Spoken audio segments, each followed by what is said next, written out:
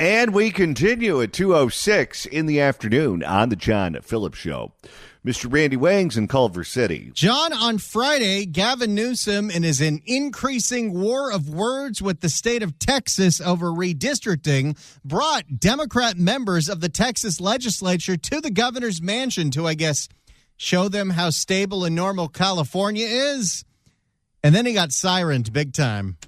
Not with Donald Trump, not when he made a call to the governor of Texas and talked about finding 5 additional seats so that he can try to hold the line and maintain the majority in the House of Representatives. The game has changed. They don't even want to play by the same set of rules. In fact, they just want to throw the entire board. And they want to throw it all out. It is a 5-alarm fire for democracy.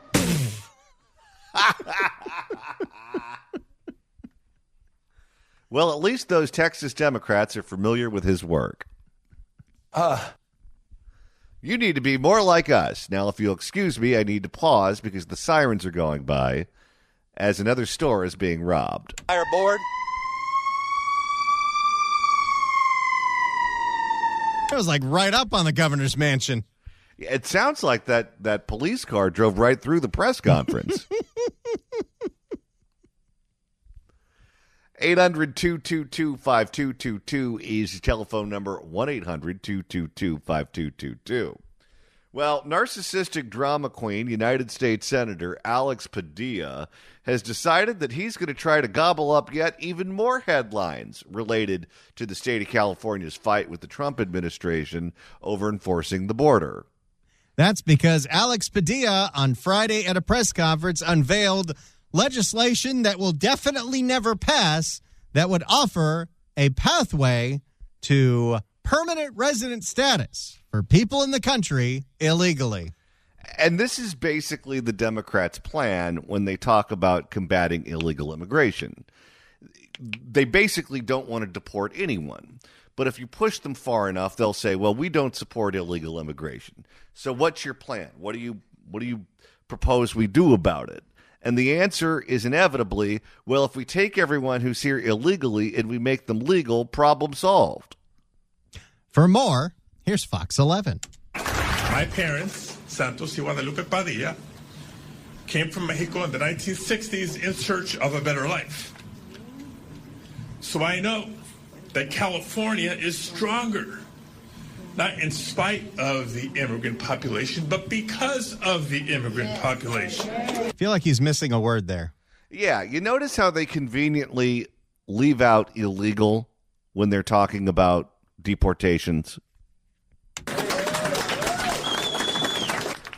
California Senator Alex Padilla announcing today that he will introduce legislation that would create a pathway to permanent residency for certain immigrants. It could open the door for millions of undocumented people who are now in the country. So there are some guidelines he talked about. How would this work? Fox 11's Phil Schuman here to explain. Hey, Schuman off the bench. I love to see that. We love Phil. Well, that's right. Senator Padilla calls this common sense, a response to what he sees as a demonization of immigrants by the Trump administration. We're talking about updating a law that hasn't been done so since 1986. Padilla, as you heard, back in Los Angeles for this announcement. No new bureaucracy. No. He almost did a Shang. Came real close.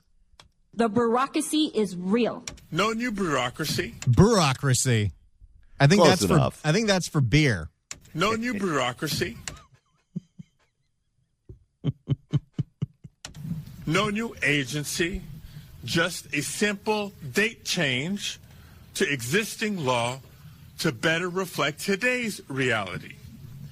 By creating a rolling 7-year eligibility cutoff date to qualify for protections, we can So no matter how you got here, who you are, if you've been here for 7 years, citizen. Well, that's another amnesty. And when they tricked Ronald Reagan into signing on to the amnesty bill that he supported in the 1980s, the deal that the Democrats made was, we'll get real serious about enforcing the border, and we're not going to let anyone cross the border illegally ever again.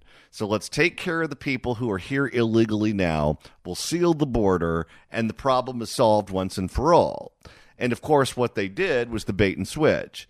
Give us amnesty up front, which they got, and then let's leave the border wide open so they continue to pour in.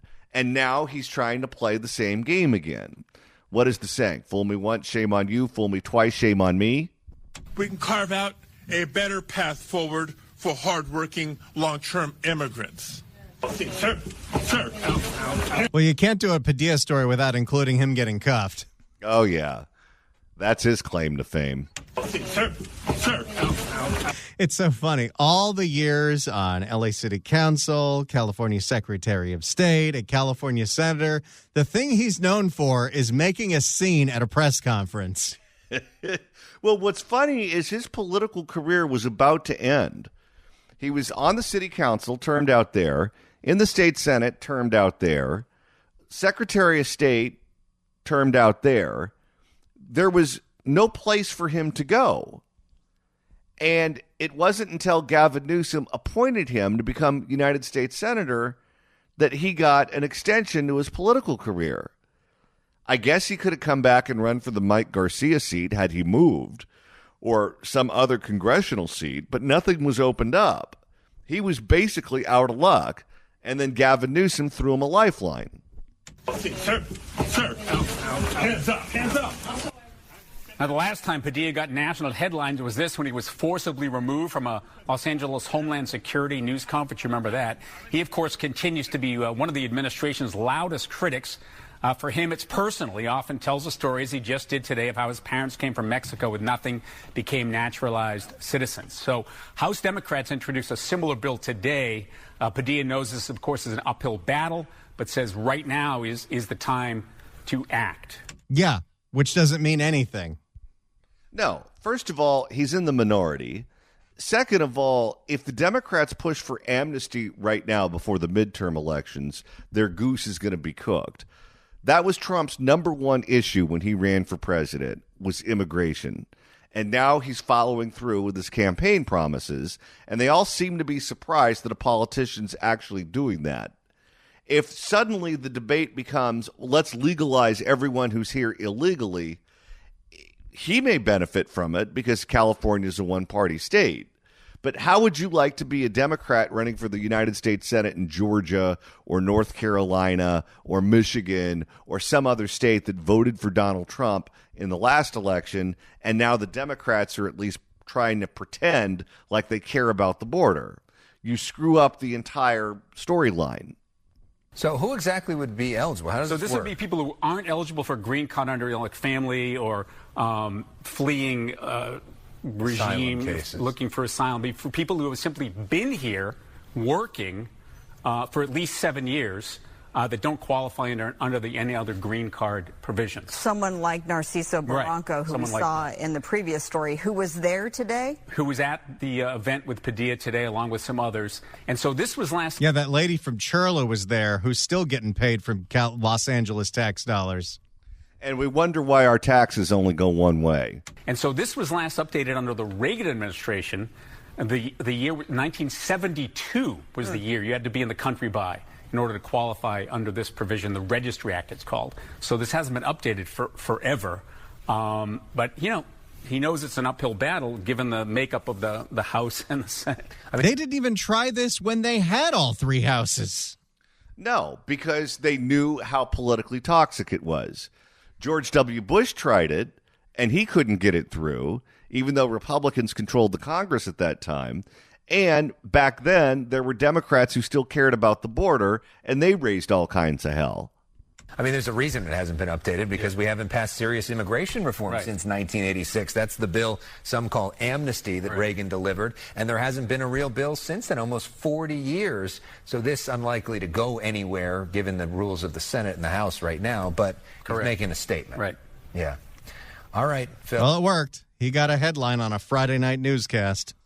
I wonder if he plans on running for president, because this guy is a guy who never made any noise at all politically the entire time he was in elected office in California.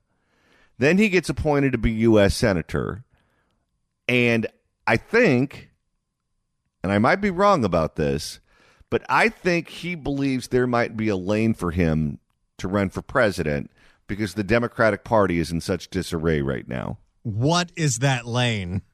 There is no lane, but I could see how he could be convinced of that. I don't know if Padilla's ready to have that big of a spotlight on him. He's been relatively anonymous, even as a U.S. senator for the past 5 years. But you start running for president, people are going to start looking into what was going on at the L.A. City Council when he was on it. And he was on that council when a bunch of them got in trouble. And don't forget, he wasn't just a councilman. He was president of that council. He was in charge of that body. He hasn't been vetted. You're 100% correct about that, Randy. He hasn't been vetted the way that you typically are vetted if you run for an office like U.S. Senator, because he was appointed. And if you're the incumbent in a one-party state running for re-election, your opponents don't have the ability to dig through your past to find all your skeletons. If he runs for president, whatever skeletons he has won't be in the closet. They'll be dancing out on the front lawn. All right, now that's what's going on with Padilla, Senator Padilla. Gavin Newsom is also making noise regarding the state's sanctuary state policy. That's because Gavin Newsom has been going on a lot of podcasts, including that 4-hour one that I listened to with Sean Ryan, and saying some very different things about sanctuary policies than he says when he's in the state of California. And it's got people a little confused as to where he actually stands. For more on this, here's ABC 10 in Sacramento. Now to a controversial issue. Should California law enforcement be banned from using resources for immigration enforcement? Well, California lawmakers made it a law in 2017. And tonight. Thanks, KDL. Boy, he's really given the state of California a bunch of special gifts, hasn't he? 2017, and tonight Governor Newsom is under fire for recent comments he's made about it and how those comments have been portrayed. I want to go ahead and bring in ABC 10's Jeannie Nguyen. She's joining us live in studio with what was said and also how the governor is responding tonight. Jeannie. Alex, the governor. Are they going to have Izzy respond? Oh, God, I hope not. Alex, the governor held a press conference this afternoon about redistricting in Texas. After multiple attempts to try to get him to clarify in person, his press office is responding to us tonight. I inherited, just as I inherited sanctuary policy at the state, that the legislature wants to continue to change. As mayor, I inherited sanctuary policy when I got sworn in, and it was too permissive. And I'm not into sanctuary policies. What are you talking about? That was a Jerry Brown thing. You know, you could get away with this as a politician in the old days before the internet, before everyone had a smartphone and social media, where you'd go in front of one group and say one thing, go in front of another group, say the exact opposite, and just do it day and night. But when everything is recorded electronically, it becomes a lot harder for you to get away with that. Yet Gavin Newsom seems to think that this is the 1800s and not the 2000s. And I closed a loophole as it relates to coordinating with ICE upon arrest. I'm happy to advocate for eliminating sanctuary policy. You got to be kidding me. So this is true. I listened to this entire 4 hour. This is the Sean Ryan podcast, the one that reporters are finally getting around to cover because they had to listen to 4 hours of this. And what Gavin Newsom said, and we know how Gavin Newsom has run this state for the past 6 years, where Gavin Newsom tells the legislature what's on the agenda, and they have to pass what he wants. He claimed in this interview he's against these policies, but it's the California legislature that wants them. It's unreal how he's trying to reinvent himself. Now he's opposed to sanctuary state policies. He's opposed to transgender athletes participating in girls' sports. He's a hawk on combating retail theft. As if we've been in a coma for the last 8 years. Well, these podcasts aren't for you, and they're not for me, or any of the other 40 million people in California. They're for all the people who don't know anything about Gavin Newsom. It's these remarks on a recent podcast that have some Republican leaders in California calling on Governor Gavin Newsom to end sanctuary policy. We're ready to do that, Gavin. We will introduce some language tomorrow. We'll get it inserted into a bill. The Assembly Republicans' social media video went on to say that the state's sanctuary policies impact Border Patrol's job. On Friday, Governor Newsom and a group of Democratic leaders from Texas held a press conference to discuss redistricting. ABC 10 tried to ask him to clarify his remarks on immigration multiple times with no success. Governor, a question about immigration. A spokesperson... Yeah, he doesn't answer those questions. No. If he's in California, those are issues he doesn't touch. Of course not, because he'd go to war with the legislature over it. But he wants to wink at the legislature and say, I didn't say it here. I said it somewhere else. And you know I don't actually mean it. A spokesperson for the governor pointed out that his whole response on the podcast was not used, clarifying that California would not need these types of laws if Congress did their job to push comprehensive immigration reform. Okay. So I said it, but I didn't actually mean it because a portion of the answer was edited out. So how long was this interview? If it was 4 hours and they claimed that it was even longer than that and portions were edited out. Adding that the state law helps ensure that all Californians are not scared of reporting crimes to the police. How's that working out? Gavin should listen to the crime blotter. Political analysts say the governor's recent comments on sanctuary policies may start to confuse his Democratic colleagues. I think a lot of Democrats in the state of California are going to be confused because the governor really turned heavily on the Trump administration after the feds brought in the National Guard and the Marines in Los Angeles. And the governor's been almost like on the campaign trail. Adding that the governor may have another motive for his comments. Almost everything that Governor Newsom does these days is viewed through the lens of politics, because it certainly seems like he is interested much more than ever before in running for president in 2028. Yep. Remember when he was Joe Biden's #1 supporter, even when people started to call on Biden to leave the race, and he said that Biden was at the top of his game and put on a master class in politics? He's not saying that anymore. No, he's not. But he thought if Biden won re-election, he could get appointed to something big in the Biden administration and then could use that platform to run for president after Joe termed out. Now that Joe lost the election, we're going to pretend that he never said any of those things about Joe and his cognitive abilities. And now he's going to be the guy that can bring back all of these millennials and Gen Z people back into the Democratic tent, especially the guys. And for the past few weeks, we have been asking the governor for a one-on-one interview to have a conversation about immigration. The governor's office continues to deny our requests. Alex. You know, this is how you do it. What you need to do is you need to have a local news outlet, whether it's ABC 10 or KCRA, disguise yourself as a bro podcast on the East Coast and put on a disguise and make Gavin think that you're one of these dudes in the manosphere, and he'll do that interview, except then you'll actually know about California issues, so it won't go so well for him. Well, it's weird. He's not doing Meet the Press. He's not doing CNN. He's not doing the usual spots that Democratic politicians do. He's doing, as you said, the bro podcasts. He is trying to do Trump's act. Trump did the bro podcast during the campaign, and it worked out for him. And now Newsom is trying to do that himself. He's like the French army, always trying to fight the last battle. Right now, it's time to reopen the California Crime Blotter. If the cashier is dummy. Questions?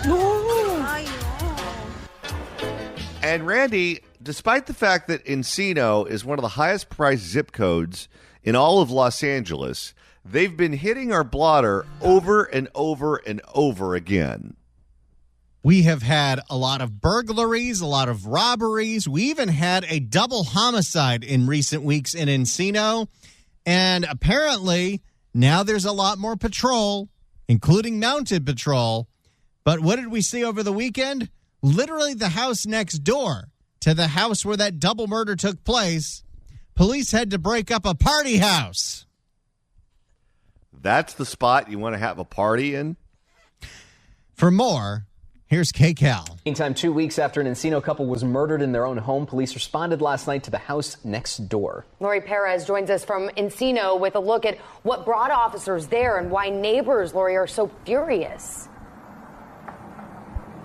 That's right. In the months before they were killed, Robin Kay and Thomas DeLuca had been begging police to do something about the notorious party house next door. Last night. Can you imagine living to something like that? So now that they're dead, they're doing something about it? Last night, witnesses tell us hundreds of people came to another party that police had to break up. We want to be clear at this. So obviously the neighbor is renting out their house on Airbnb and doesn't care. Seems like it to me. Hundreds of people came to another party that police had to break up. We want to be clear at this point, there is nothing connecting the parties to the double murder, but especially after what happened, locals say it's just another sign things are out of control here. Will this change their vote for mayor next June? Probably not. No, and they also voted for arguably the worst member of the LA City Council, Nithya Raman. Encino neighbors took this video showing what they say were hundreds of people streaming into this home on White Oak Avenue Saturday night. Rob Gluchon, president of the Encino Property Owners Association, would say again. He says locals have been complaining about the massive unpermitted parties here for years. Years? How do you let it go on that long? Does no one in city government care? Well, this is what we've been doing forever. Until these things make the news, they do not care. Those warehouse parties that led to that big fire and that riot, they didn't care about those, and those were happening for years until it was so violent it made the news. There's unpermitted illegal parties going on all over the city. This party house would have been shut down in Beverly Hills. Well, Beverly Hills has a different government now, doesn't it?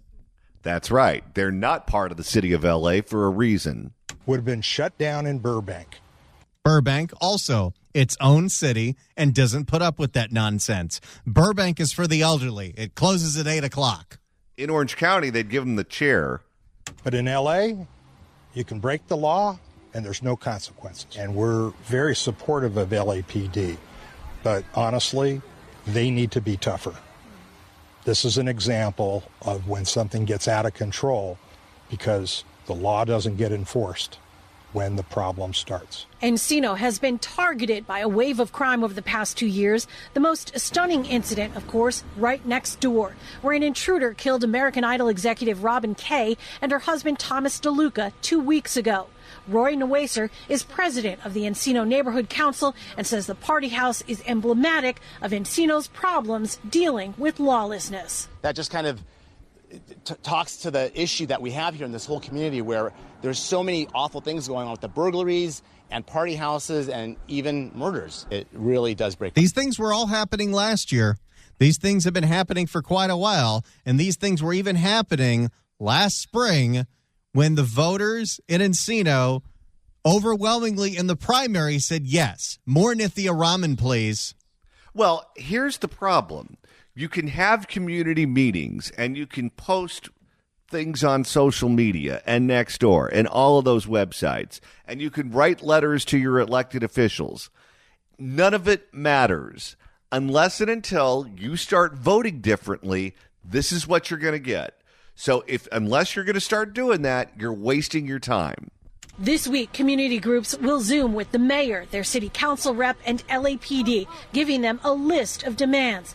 Hochman goes in person with the LAPD. Nithya and Karen Bass, Zoom. No, they're going to get platitudes and then they're going to get ignored. That's what's going to happen. Can't come soon enough for locals like Mila, not her real name, who is too afraid to share her identity. If you're going to use a fake name, you should use a more fun one. Who is too afraid to share her identity. She says a home nearby was hit 3 times in a week. Then 2 weeks ago, she says she was followed from home and mugged. Oh, my goodness. No wonder she doesn't want to use her real name. Again, one of the nicest neighborhoods in Los Angeles. Used to be.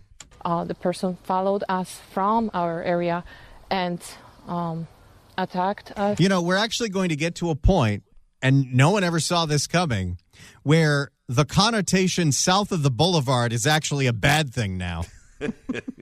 Could be. Attacked us with a gun. It's gotten so extreme, she and her neighbors are in training, weapons training. Yeah, this is the inevitable conclusion of this story. The homeowners are going to arm up because they're not able to be defended by the city, and a robber's going to get shot dead.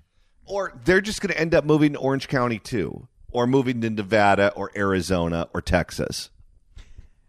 For the price of those homes that are in the hills, you can get a nice little piece of land in Seal Beach. You can. We gather together and learn. And you're close to 2 airports that are not LAX.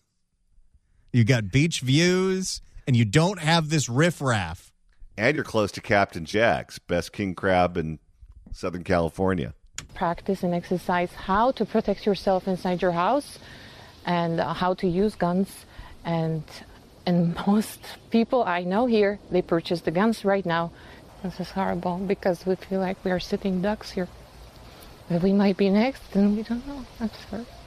How are you supposed to live like that? You can't. I couldn't live like that. Now, community leaders say the homeowner at this party house has been cited multiple times for hosting loud and unruly gatherings. Neighbors believe he is renting the house out for parties. We did try to talk to a man who we saw at the front gate of the driveway there. He did not want to engage. We are live in Encino tonight. I'm Lori Perez. Back to you. Lori, thank you. So there's the latest coming out of Encino. Well, and this has residents furious. But it's not just in Encino in the San Fernando Valley. They're mad in Woodland Hills. They're mad in Studio City as well. And what do those neighborhoods all have in common, Randy? They're all in the valley. And they're all part of the city of L.A. They're not Burbank. They're not Glendale. They're not Calabasas. They're all part of the city of Los Angeles. For more on that, let's go to KTLA. Neighbors are taking matters into their own hands amid what seems to be an uptick in home burglaries across the San Fernando Valley. And communities like Studio City and Encino, Woodland Hills, these crimes are happening on a near daily basis, and neighbors say enough's enough. The latest... You're safer if you're in Van Nuys. Well, I don't know about that.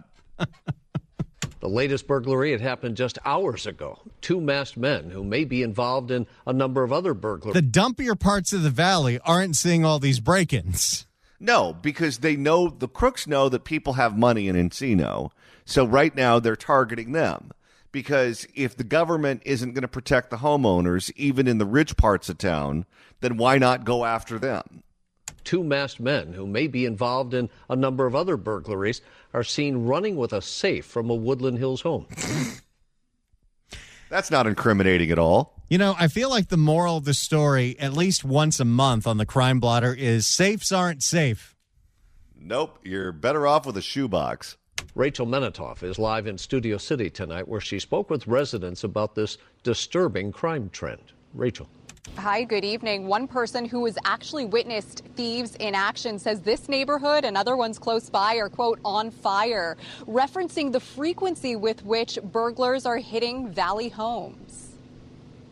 The latest in a string of burglaries plaguing the San Fernando Valley. 2 masked men Sunday night, apparently seen on Tesla cameras, running from a Woodland Hills home with a safe in hand. They opened the trunk of the Mercedes, dumped the safes into the trunk, and then took off.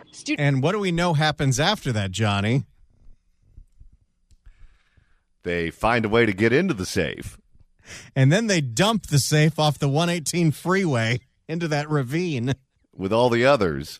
Studio City residents also on edge, taking to technology to spread information and surveillance of would-be burglars breaking into properties or at least making an attempt. We've got hundreds of eyes on the street. When we see things, we let people know quickly, and then we'll convey it to LAPD. This is Matt. He's spearheading the neighborhood watch. He wants to withhold his last name out of security concerns. He captured 3 masked burglars hop his fence and dodge his motion detectors.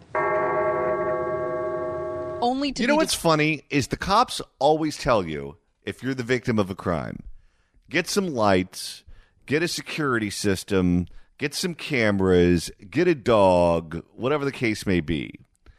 Yet it seems like whenever we have these crimes, there's always video evidence of it. They always say, oh, we have a security system, we have lights, we have a dog, we have all the things that the cops tell us to get, and none of it matters. Pretty much. Only to be deterred by his nanny who was watching from inside. He's then able to notify 350 of his watchful neighbors via WhatsApp. And they wear these black jump. You imagine how many notifications you get in that group every day? Now, if you work the night shift and you're trying to go to sleep, good luck. And they wear these black jumpsuits and black hoodies and cover their faces. Oh, they're for rare fans. Very, very, very cognizant of COVID. And they're almost like gymnasts. I mean, they're leaping the fences like it's a pommel horse. Well, they can always find work at a Cirque show. The fences like it's a pommel horse. And despite having spikes on the top of my gates, they still jumped over. Within the last week alone, residents like Patty Time to up that to barbed wire.